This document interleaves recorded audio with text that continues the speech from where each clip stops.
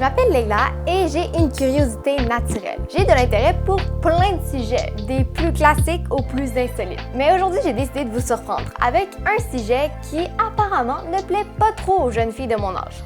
Je comprends pas pourquoi. Laissez-moi donc vous introduire à mon top 3 de mes dictateurs préférés. Numéro 3, Mswati III.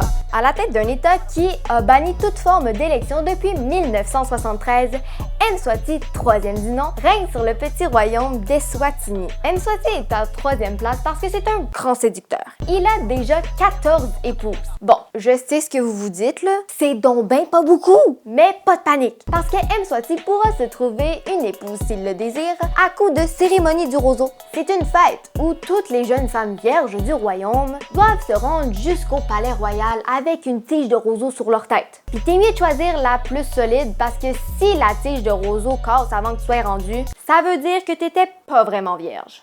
Si tu réussis à te rendre jusque dans la cour du palais, tu as une chance de faire partie des 365 filles qui composeront le harem du roi pour la prochaine année. Mais le truc, c'est que le royaume d'Eswatini est un des pays ayant le plus haut taux de population atteinte du sida. Là-bas, c'est une personne sur 4 qui en souffre. Mais Mswati nous rassure, la polygamie n'a aucun lien avec la propagation du sida. Aucun. Numéro 2, Jair Bolsonaro.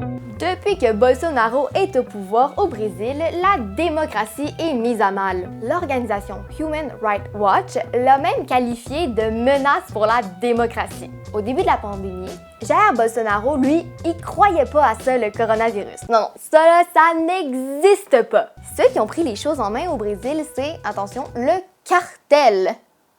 Plusieurs membres de ces groupes criminels patrouillaient dans les favelas afin d'avertir la population qu'ils imposaient dorénavant un couvre-feu. Tu sais, quand c'est le cartel qui fait la job de ta santé publique. Numéro 1, Xi Jinping. Xi Jinping, c'est mon top 1 parce que c'est lui le maître en ce qui concerne le bafouement des droits et libertés.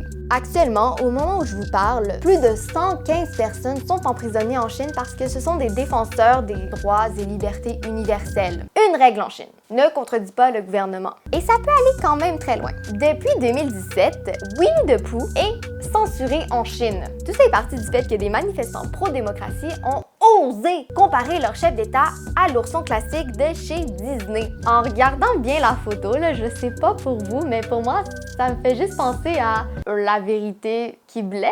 Qu'est-ce qu'on peut retenir de tout ça? Je vous inviterai à vous informer davantage sur ce qui se passe ailleurs afin de reconnaître la chance qu'on a. Lorsqu'on se reverra en entrevue, j'espère avoir la chance de vous parler de d'autres de mes sujets préférés.